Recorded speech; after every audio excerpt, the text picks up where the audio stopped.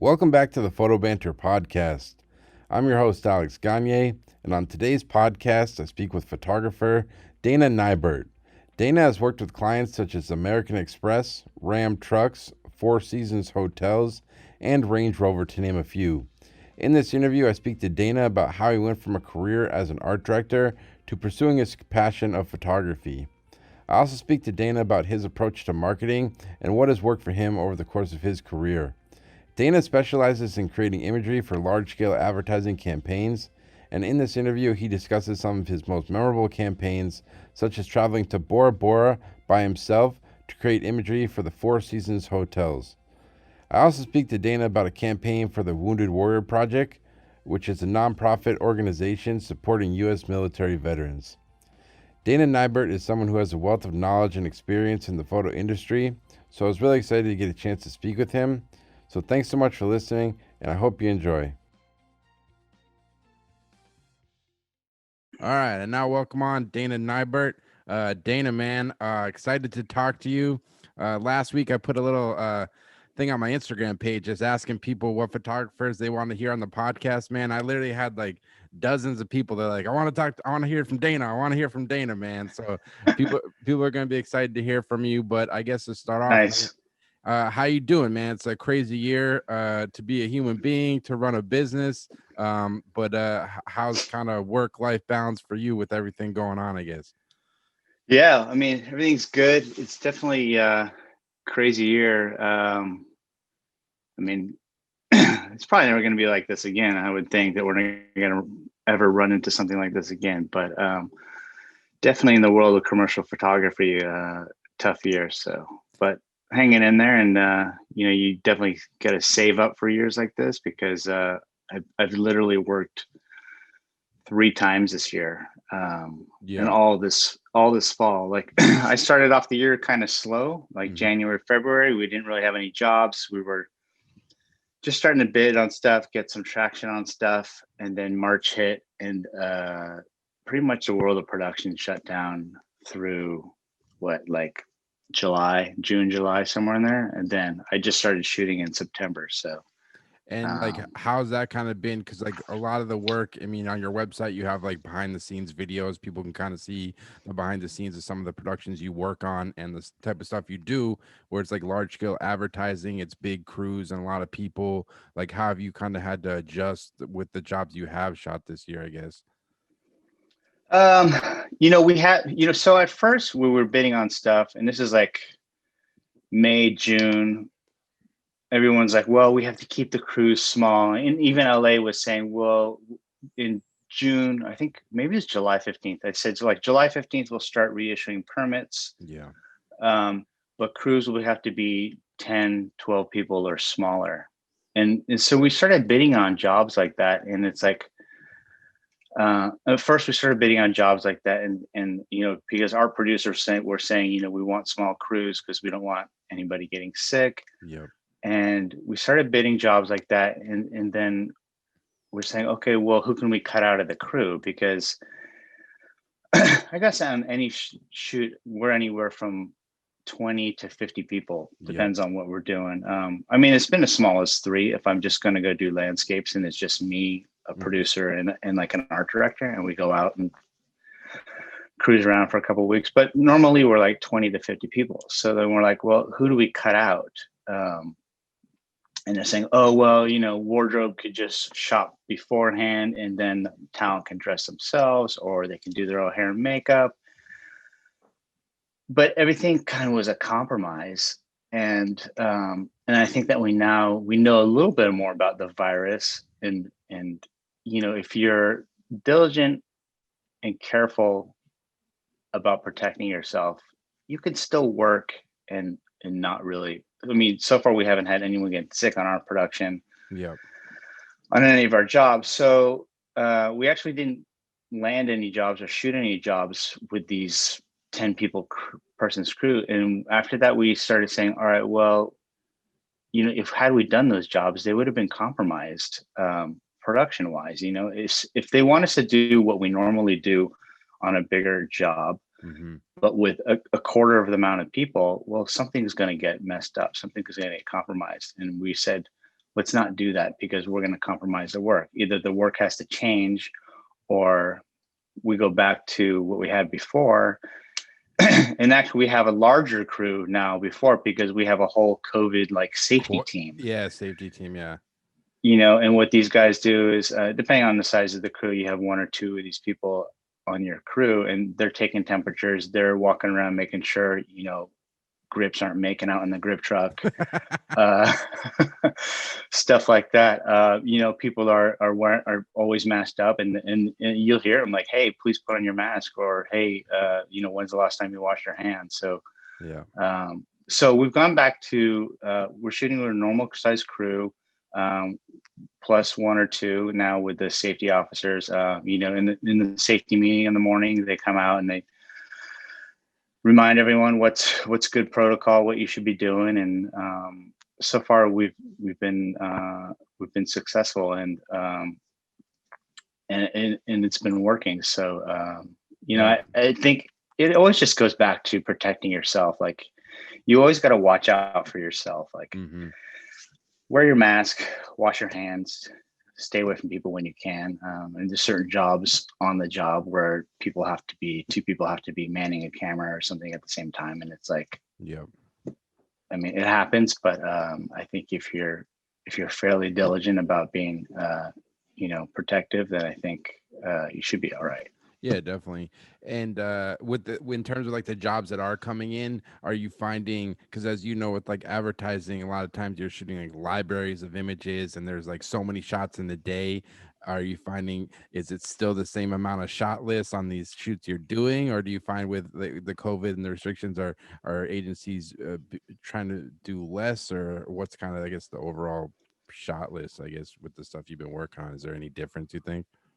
It's still the same, Yeah. work wise. Like, obviously they want to get as much done in a day as possible. 10, 15, 20 years ago, we were doing like, one or two shots a day. And now we're doing dozens of shots a day.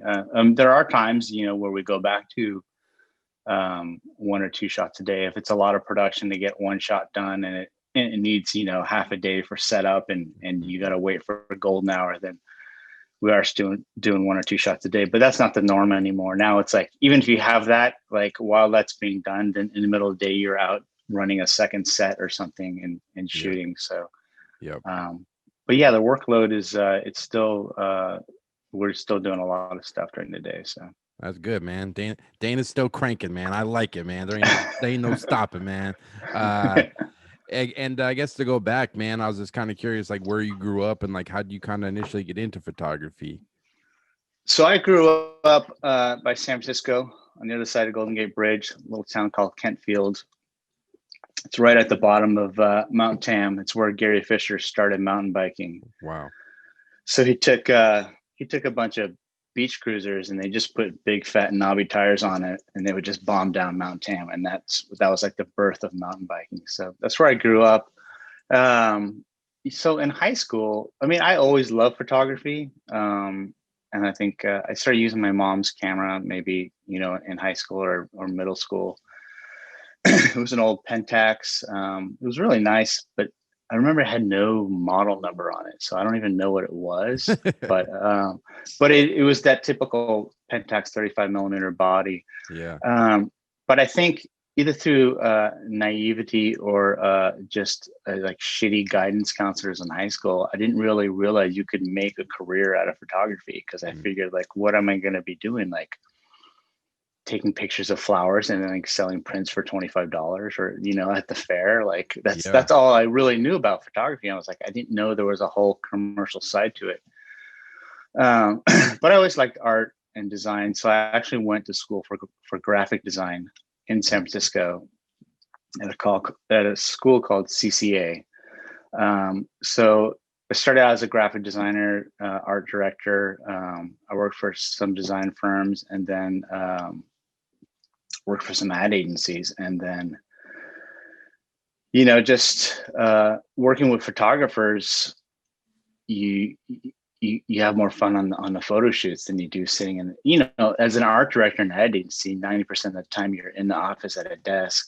And and the thing is, agencies, like as far as offices and desks go, that's like the rock star world, because you have like the decor is usually like really cool. You have ping pong Yeah, tables and every agency has a ping pong table. yeah, yeah. I mean, for the creative department in most ad agencies looks like a frat house kind of, and then, but still, like I couldn't stand being out in the agency all day. And I always loved shooting, so I'm always shooting on the side, this whole time through high school, college, and in the first part of my career as an art director, I'm always shooting on the side. And I worked for a bunch of small agencies in San Diego, so a lot of times there wasn't a budget for a photographer, so it was either use like a type solution stock or shoot it yourself. So there was instances where I was allowed to shoot it myself, and I would shoot stuff. And then on a bigger job, we'd have a job to bring in a photographer, and I'd shoot with a good photographer or work with a good photographer. And I ended up working with Andy Anderson, Okay. who's a huge photographer. Yep. And he did a job for Callaway Golf for us. And up to that point, I was shooting 4x5 only with old Crown Graflexes.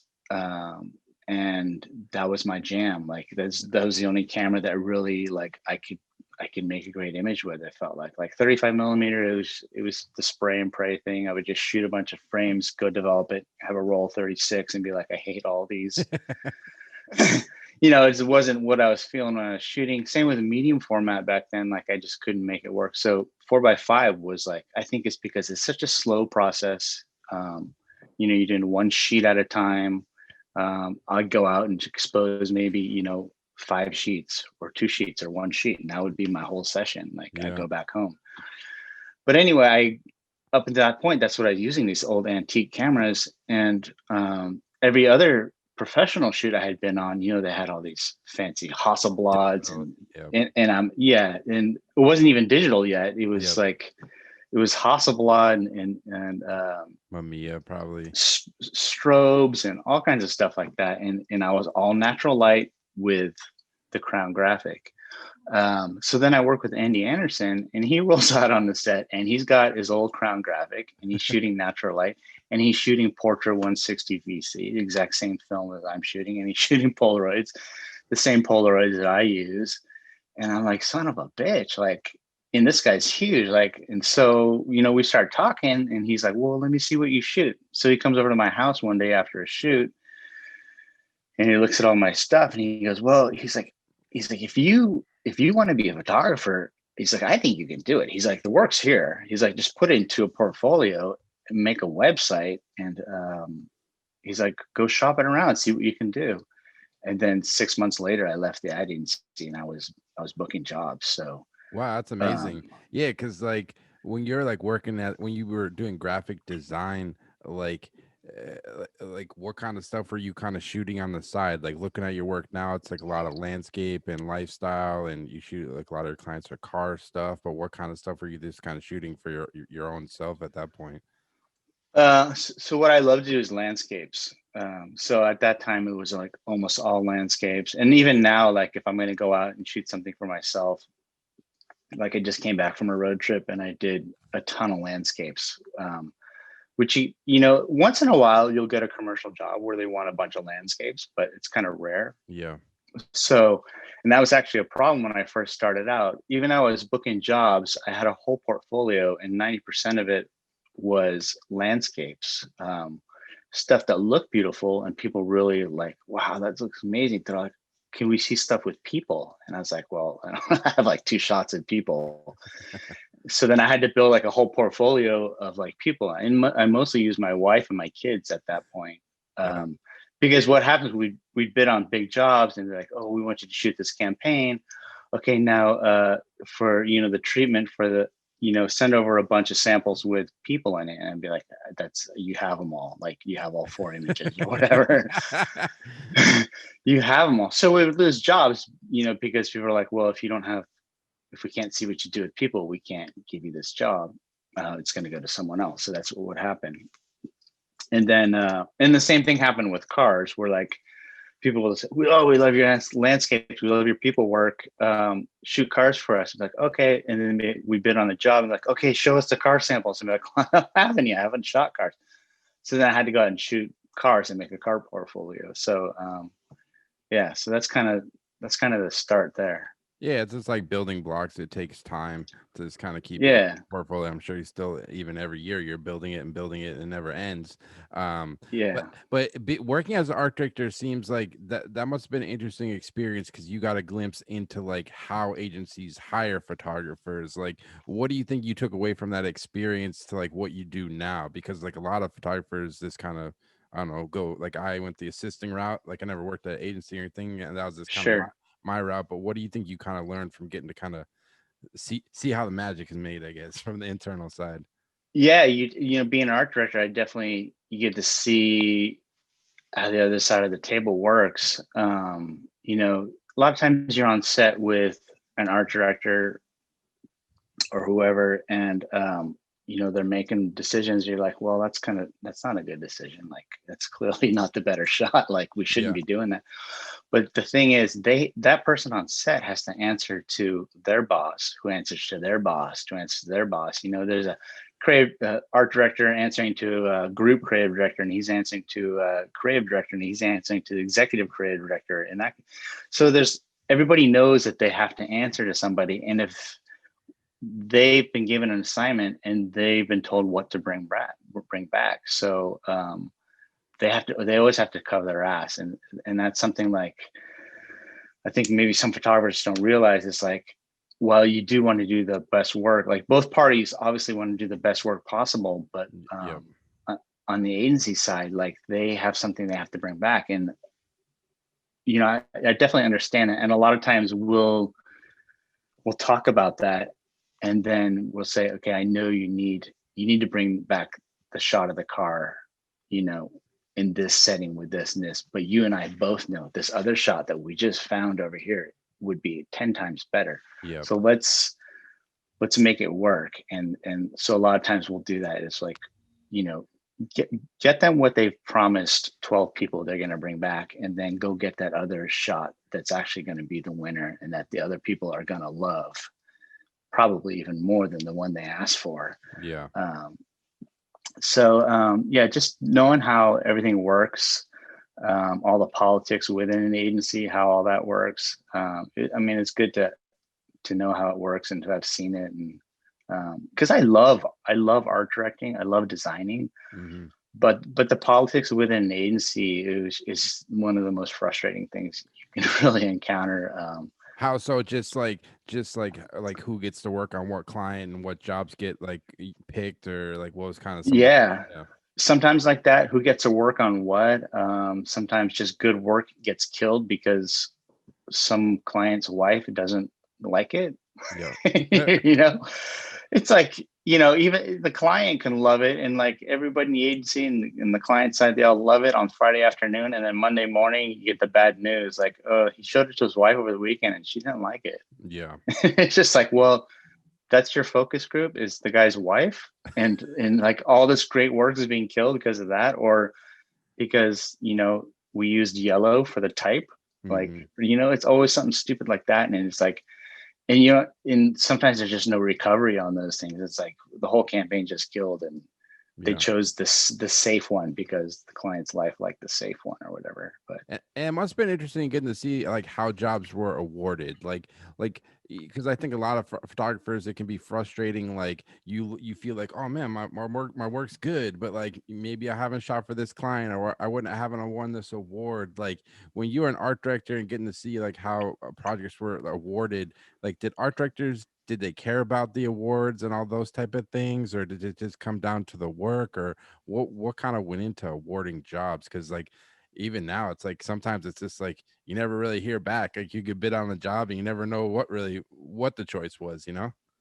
yeah, so there's so many things like that go into that, and sometimes it's politics or whatever. But a lot of times agency will want to use you, Alex. They want, like, Alex, we want you to shoot this job, but Bill has shot the job for the past 5 years, and the Mm-hmm. client's comfortable with that. And no matter, he may not even be the right choice to shoot this new job, but they're comfortable with him and they've used him 10 times. So Mm-hmm. Bill now gets the job again. And the only thing you can do is, be grateful that you are thrown into the mix. And then, maybe one of these times you're going to be the Bill, Yep. the guy that gets the job. But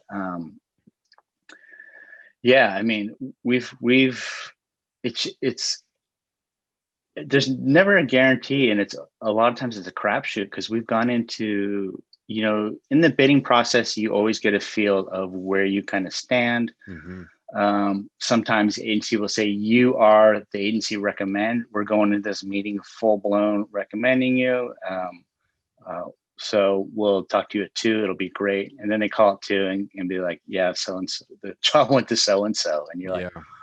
well, what happened? And it's like, it there's just so many factors. Some some clients fully rely on their agency and will do the recommend and pretty much, do what the agency says. Some agencies are a little bit meeker and will like show 3 portfolios and be like, which one do you like? Yeah. Because almost every job has to be triple bid at least. Nowadays it's rare that someone's just going to call you and be like, okay, give us an estimate because you're shooting it. It does happen once in a while, but Mm-hmm. everything's triple bid, so there's never a sure thing. I mean, it's Yeah. kind of Yeah, no, it's just frustrating. interesting. And like, I get a little more on the art directing thing. I guess, like, was there anything you learned? Because I would imagine being an art director, you had photographers marketing their work to you, probably sending you promos, and you're looking at portfolios. Is there anything you kind of learned that you took away from that you've been able to apply to your own business, and this in terms of like showing your work or marketing your work or anything like that? um I mean, definitely the enthusiasm helps. I remember as an art director, guys would want to work on photographers would want to work on, like, we had certain clients that, even though we were a small agency, we had Callaway Golf, and within Callaway Golf we had the Odyssey golf putter Mm-hmm. um, account, and that job won awards every year because we were able to do good creative. We were always had the budget to hire a good shooter. So I remember, photographers would call, and if they were in the bidding process, they'd be like, I don't care what the fees are. I just want to shoot this. Like, let's just do it. Like, he's like, we'll deal with the number. They'll be like, we'll deal with the numbers later. Just let me do this job. I want to do this really bad. Like, Yeah. so the enthusiasm definitely helps. And nowadays, you have the creative calls at the beginning. The agency calls and talks to each of the photographers. So, and I'm terrible like on the phone, like, because I'm usually like just like cut and dry. Here's kind of stuff. I'm not like, I don't have the gift of gab. I don't, I'm not good at phone stuff. It's why I have an agent. They're really good on the phone, Yeah, like, it's a real skill in itself, being able to like communicate your work and what you do. Like, because I've yeah, assisted some guys, I'm like, damn, man, yeah, that's like a real gift, man. Like, yeah, yeah, definitely. Yeah. So I can be, you can be on you have a creative call for a concept or an ad that's relatively simple. yep, There's not a whole lot to talk about, but and the call's only been going on for 2 minutes, and it's like, well, how do you really convey the enthusiasm and stuff for, like, you know? So yeah, yeah, those calls, I guess, are kind of important, and I think they're kind of hard, but and they're probably really easy for some guys that, like, you know are really good with the small talk and stuff like that. But yeah, man, yeah. it's tough. And I guess like when you decided you wanted to make the break and go freelance and start your own photography business, like how did you kind of make that jump? Because I think a lot of people could relate. Maybe they weren't art directors, but maybe they're working some other job and their dream is to be a photographer and they want to make that jump to being a full-time photographer. What was that kind of transition for you, and like how did you kind of make that leap, I guess? So I definitely saved up a lot of money, um, just so when that day came that I could hopefully make that jump. And it was also 2003, so that was like our last big it was like, it wasn't as bad as the 2008 recession, but it was Yeah. definitely a bad time I know in the ad industry. I think it was like a recession, but it wasn't as bad 2008. Yeah. So 2003, or maybe like 2002, 2003, it was kind of bad.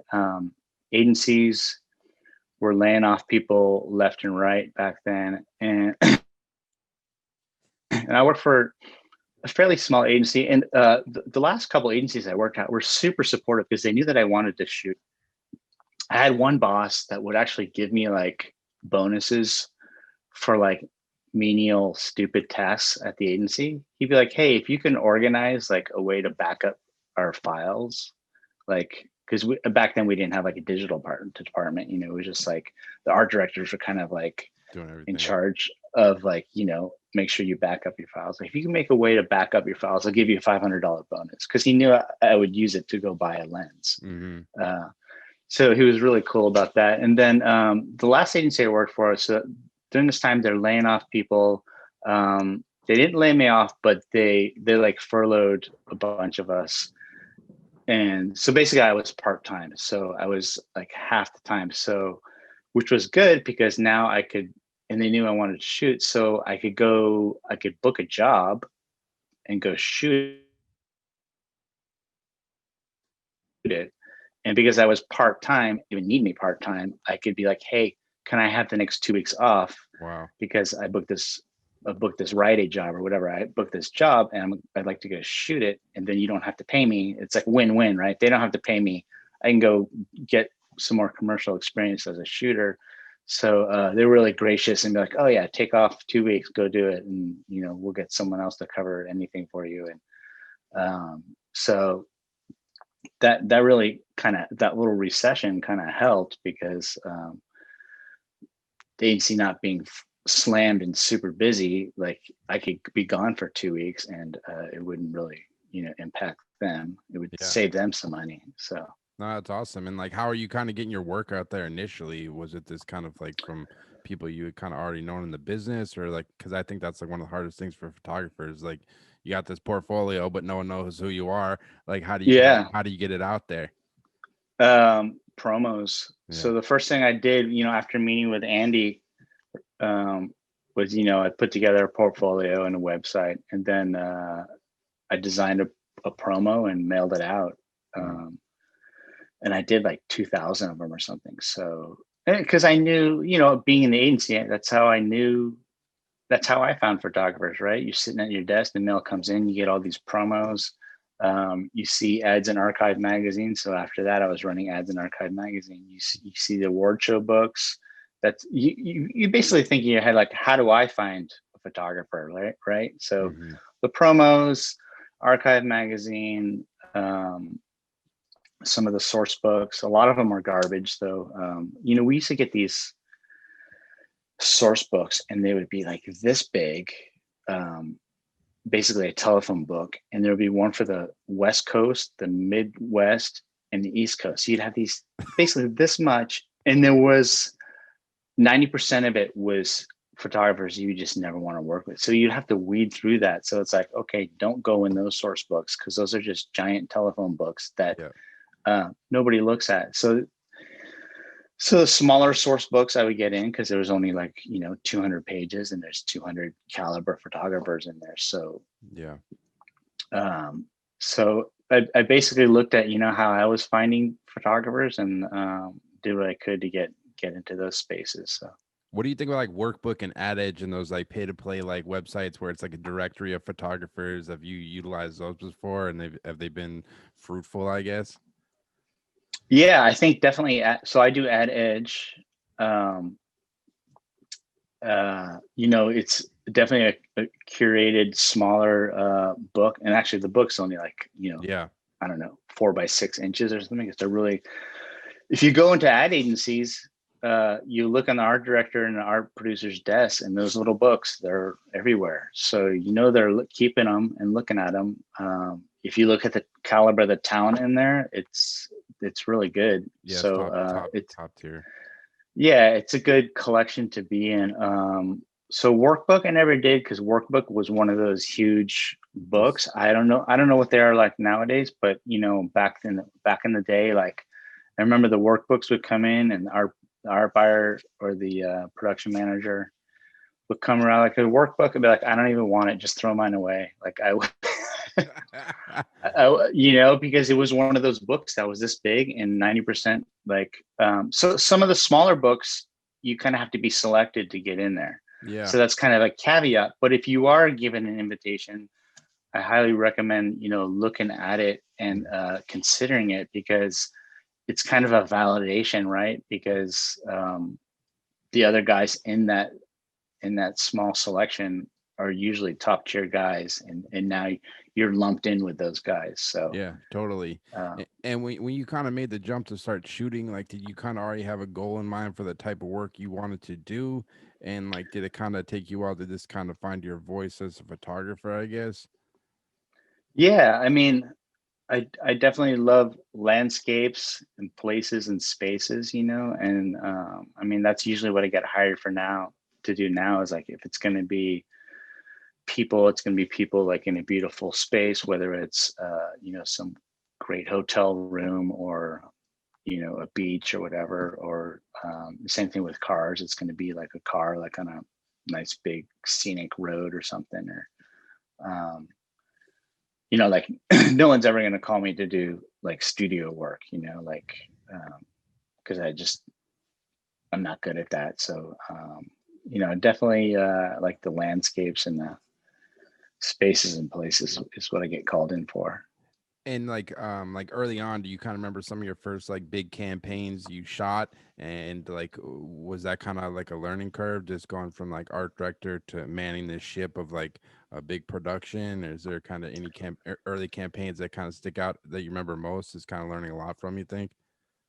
Um, so there's some photographers out there, especially when you're smaller, that try to do everything on their own and try to produce the job on their own, and that's like it's such a headache. Yeah.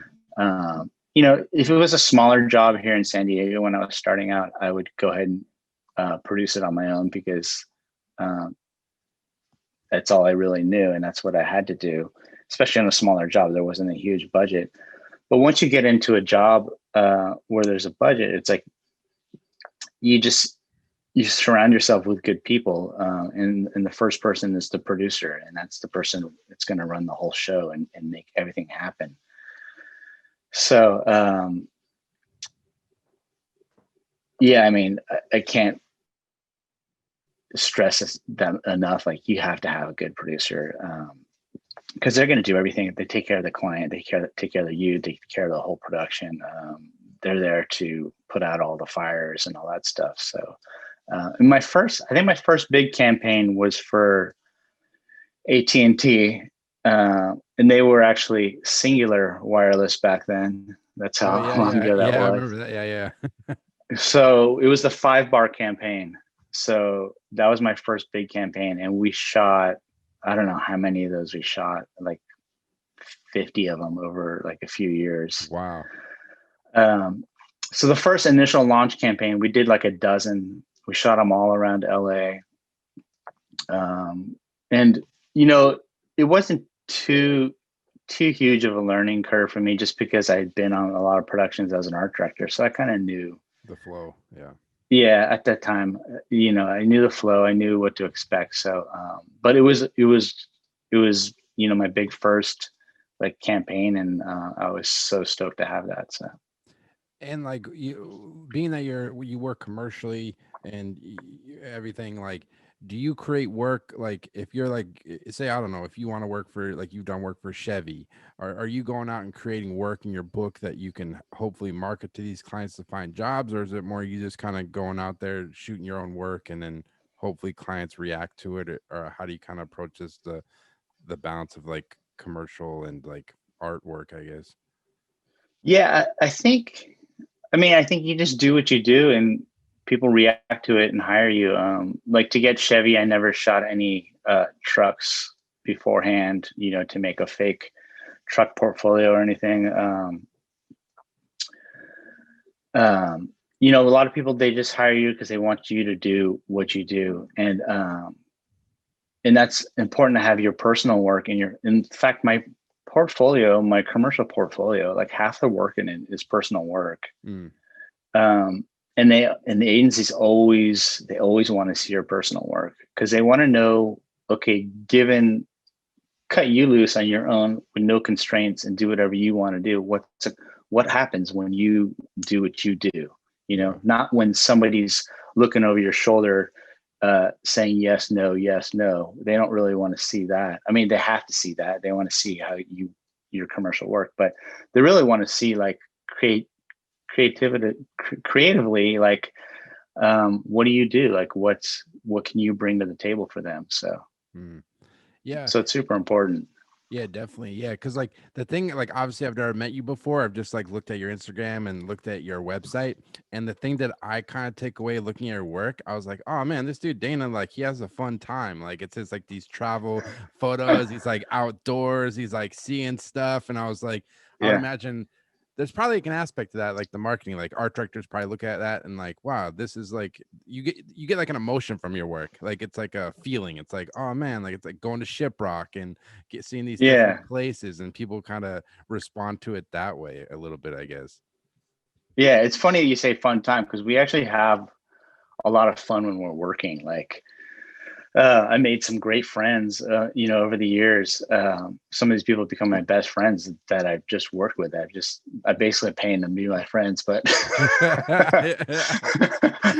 uh, uh, we have a good time because pre-production is super important. That's when all the hard stuff happens. It's like finding locations, like making all the hard decisions. So Mhm. by the time we get on set, 95% of that stuff is all hashed out, and we just have a good time.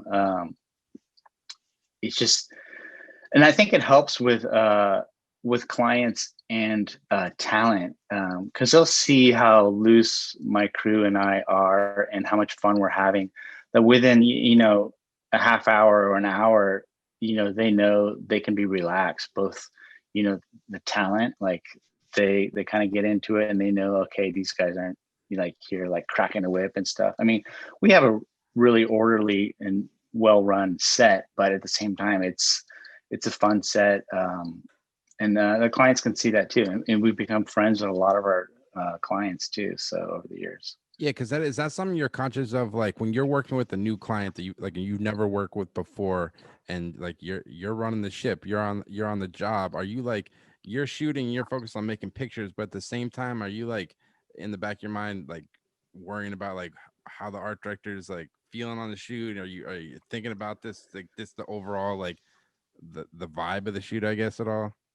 yeah, I mean, I'm super collaborative on the shoot, so most of the time I have whoever's the lead creative is going to be behind the camera with me. Mm-hmm. Um, and I'm constantly bouncing questions off them.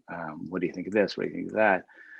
Let's try this, or give me a second because this looks weird right now, but in 5 minutes you're going to see where this is going. So they're there, with the camera and the computer and me, and we always have a client monitor going. Unless the agency's like, we don't want the client to see what we're doing, we just want to show them a picture like every 2 hours. Yeah, Then yeah. we'll respect that. But everything's very open and collaborative on the set, so I think it makes a lot of people feel real comfortable that they can see stuff that's progressing. I don't keep the art director chained up in the video village and like Yeah, yeah. he can only talk to me once every 3 hours, whatever. But like he becomes part of our crew, like Yeah. you know so yeah. No, no, it's just interesting to hear how people kind of handle that stuff.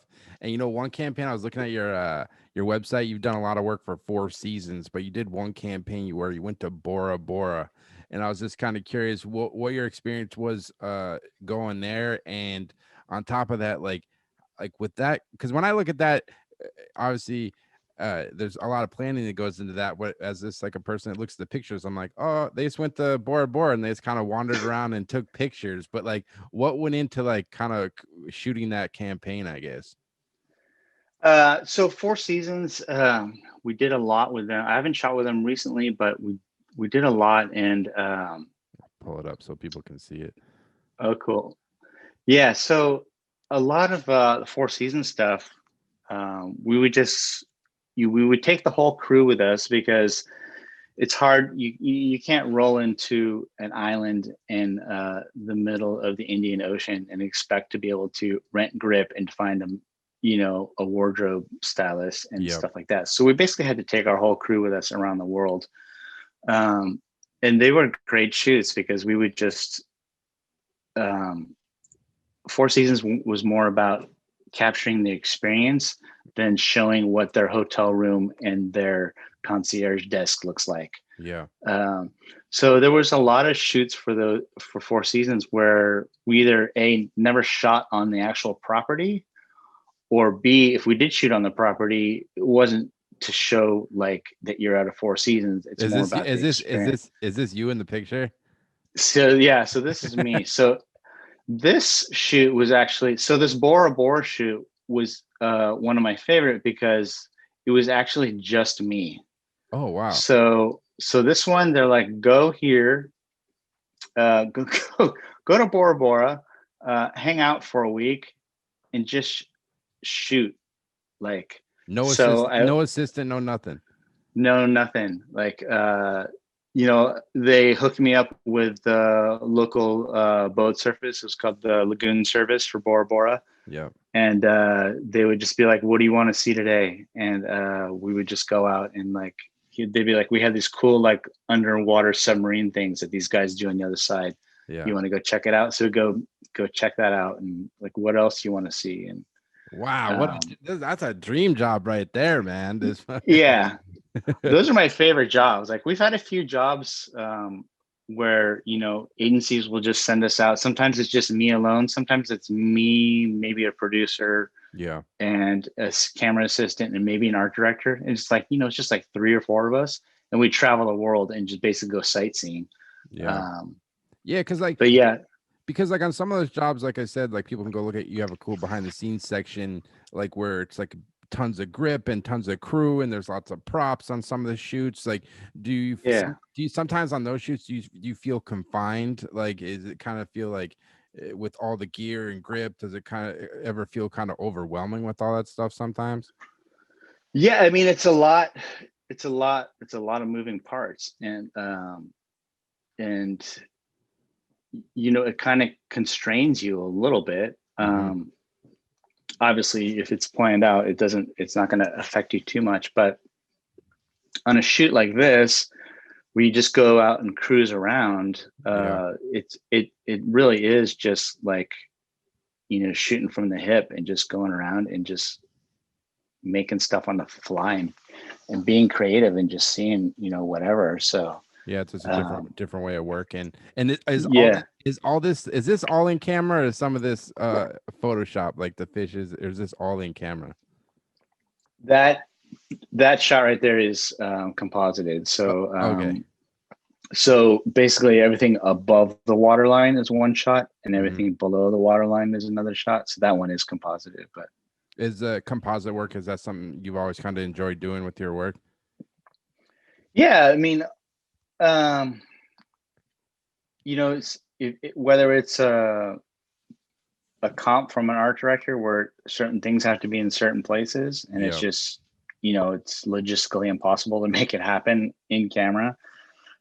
So then it happens there, and then a lot of times I got the just on my own, I got a picture in my head, and it's like, wow, it would be better if like that mountain was actually over here, so then I'll move it. It's like, Yeah. Use the tools, make that art. Um, yeah. and another series of pictures on your website that were really amazing. You did a project with the Wounded Warriors Project, which is a nonprofit for veterans. I was just kind of curious, how was it kind of working on that project, and what was kind of your overall approach with that?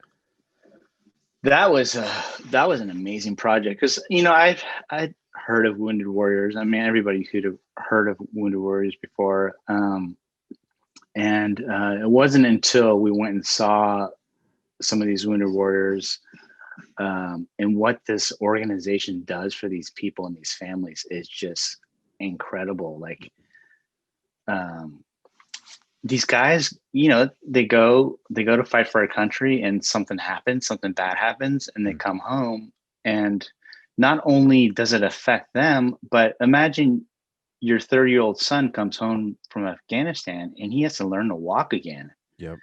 Like, as a parent, the parents of these people, the dedication, they would quit their jobs, they would revamp their homes for their 28-year-old son who just, basically, when your kid's 18, you kind of think, okay, empty nest, Yep. they're on their own. But now here you are again, like taking care of your son like they're like an infant again almost. And with the help of Wounded Warrior will go in and obviously get people wheelchairs or motorized wheelchairs or whatever they need so they can function again. But even their houses, they would, you're taking care of your 30-year-old son. Well, he's 200 pounds now. He's not 20 pounds. He's Yep. 200 pounds. So how do you get him from the bed to the bathroom? So Wounded Warrior would go in and redo these people's houses and put like track systems with like almost like a gantry or a pulley, like so you could now lift your son out of bed Yep. and get him to shuffle to the bathroom or to the kitchen to eat breakfast or whatever. um so just that just blew me away, like what these parents go through. And then everything that Wounded Warrior does for these families was just like, holy crap. So Yeah, no, they're pretty powerful pictures, and like, yeah, like you said, it's just so much stress involved with like these guys that are rehabilitating, and it's not even just them; it's their whole family. It's a lot of stress, but an important series of pictures, I think, just to be able to show people like because a lot of people, you see the war on the news or something, but then with these pictures, you get to see the result of like the terrible things that can happen when you do go to war. So a very powerful series, man. so when the agency called for this job, it was one of the jobs where you're like, I don't care what the fees are, just let's just go do this, let's do Hmm. it. I want the job, I want to do this, I want to, I want to be a part of this project because it just looks so amazing to be a part of. So So you basically just kind of went to a couple of different guys' house and kind of spent the day with them, pretty much, kind of photographing their day to day.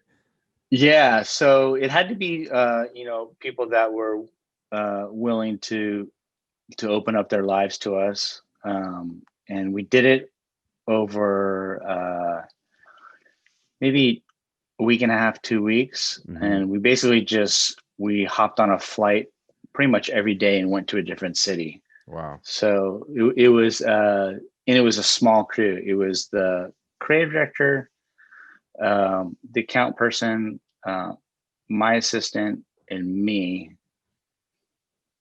And then we would hire locals in every city to bring some equipment if we needed it, and then hair, makeup, that kind of stuff. So still super small crew, and we basically go to someone's house, uh, documenting them, find out what they do during their day, so we can kind of capture that. And at the end of the day, we'd either get on a plane or drive 500 miles to another city. Yeah. And do the same thing the next day. So we did that over a week and a half or so, and it was a ton of work. It was a lot of traveling, but it was really like gratifying, rewarding work. Just you know, Yeah. just to know that you're helping out an organization like that, and just to see that like was just amazing, I think. And is like the portraiture work something you enjoy a lot? Because obviously the interesting thing about your work is you do a lot of different things. Like you said, you do landscapes and you do like the lifestyle stuff, and it's like a mix of stuff. Is there like one that you think you like more than others, or is it just kind of? I mean, I definitely like the environment. So, whether it's a person or a car in the environment, I mean, that's definitely, I think, what I get hired for is people or stuff in environments. So whether it's a room or a landscape, I think that's kind of what people bring me in for. No, it seems like it keeps it interesting for you because you get to do a lot of different stuff. You're not confined to like a studio or something like that. It's kind of cool looking at your work that you kind of have this broad scope of things, but it all kind of makes sense, you know? Yeah. Yeah. I mean, the studio, like, I don't mind being in the studio. It's nice because you get to roll in at like 9 a.m. and just go to whenever you're done. Because like when we do location stuff, it's like, well, if it's summer and the sun is rising at 5:30, Yeah. and I want to be shooting at 5:30, that means we are loading in at like 2 a.m. or 3 a.m. so that everything can be set up and ready to go by 5:30. So Yeah. it's definitely the studio life is definitely Yeah. intriguing. Yeah. I remember But I had a photo professor. He said a landscape photographer's best tool is his alarm clock. I always just remember yeah, that, dude. yeah, Yeah. and even like when I'm on my own, it's like it's so hard to get up early in the morning to go out. But like once you're there, you're like, man, I'm so glad I did this because like Yeah.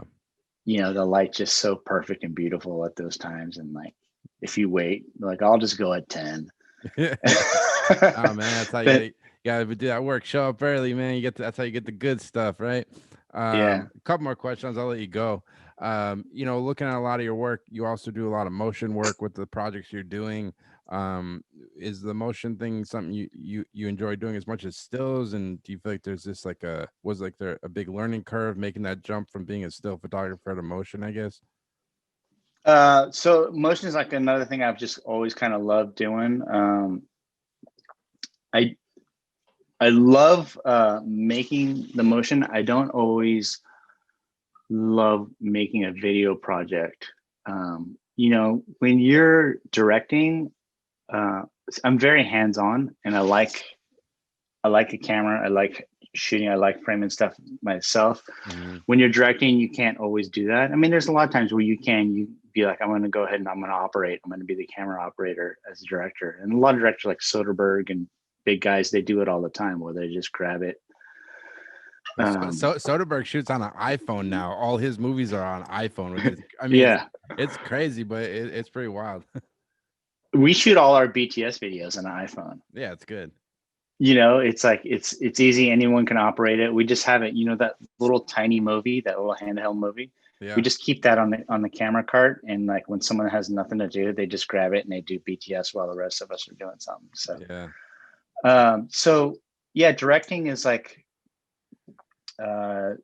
it can be frustrating just because I like to be behind the camera, and then also it's a slower pace. There's a lot more people involved in a slower pace. You with stills, I'm constantly just making content like nonstop for 10, 12 hours. Do you feel We're like direct. a lot of the jobs you're doing now are you're doing stills and motion on the same campaign usually?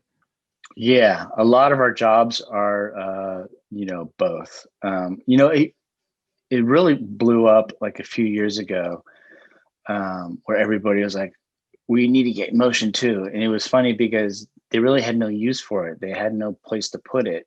Mm-hmm.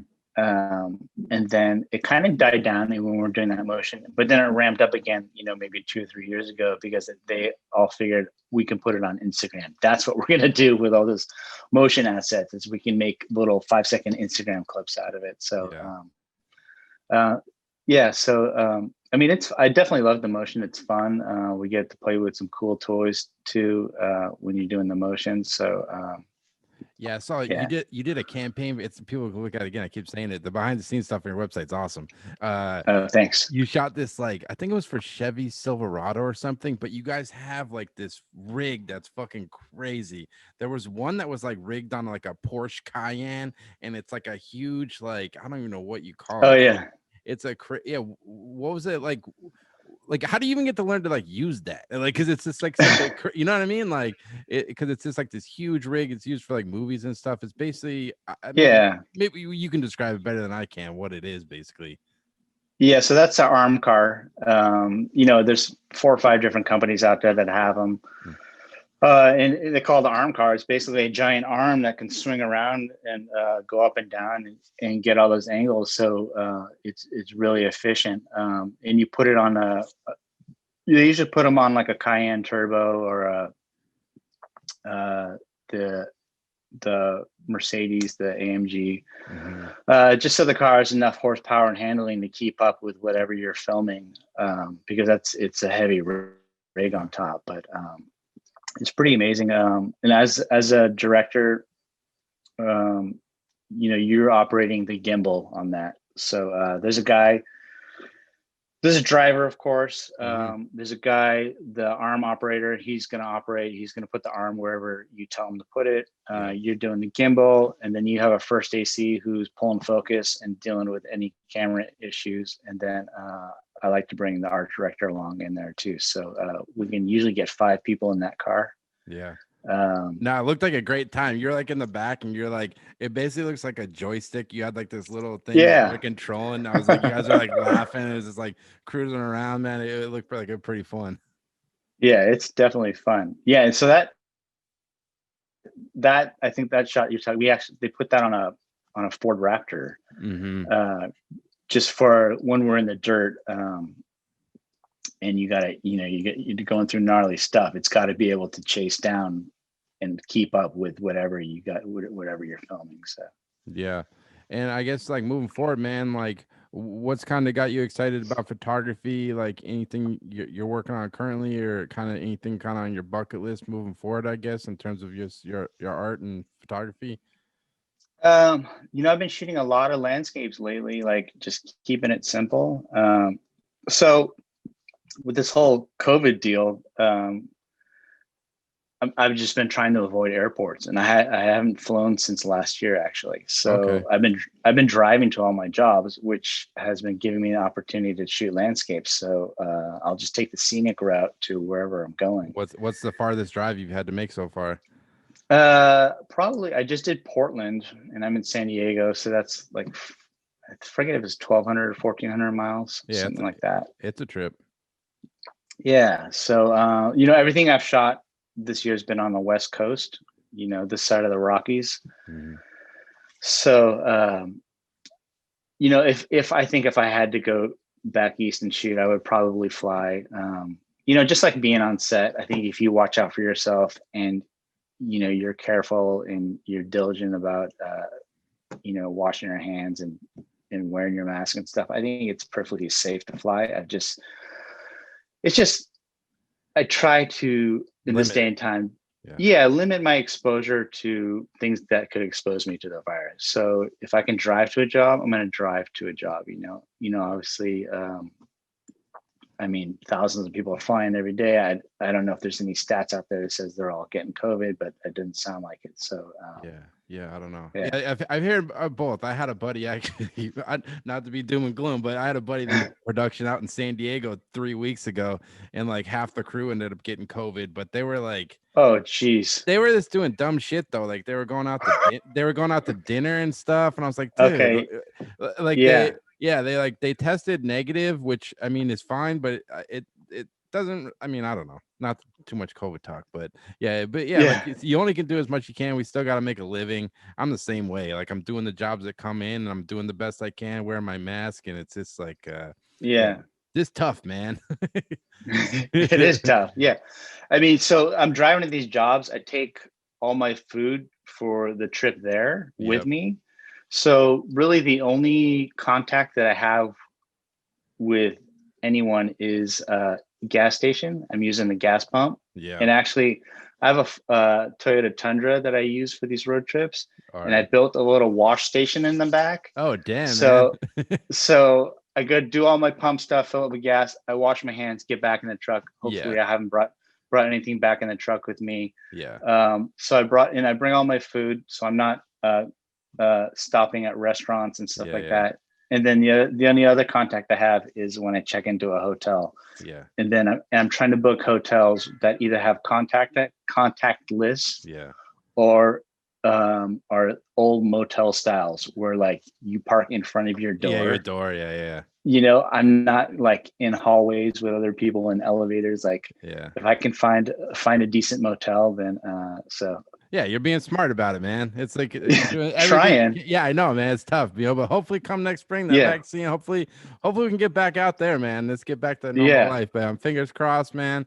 But Dana, man, I'm glad we connected. Like really amazing work you do, man. I can't thank you Thanks, enough for man. taking the time. And for people Yeah. listening, if they want to check out more of your work, where's the best place for them to go?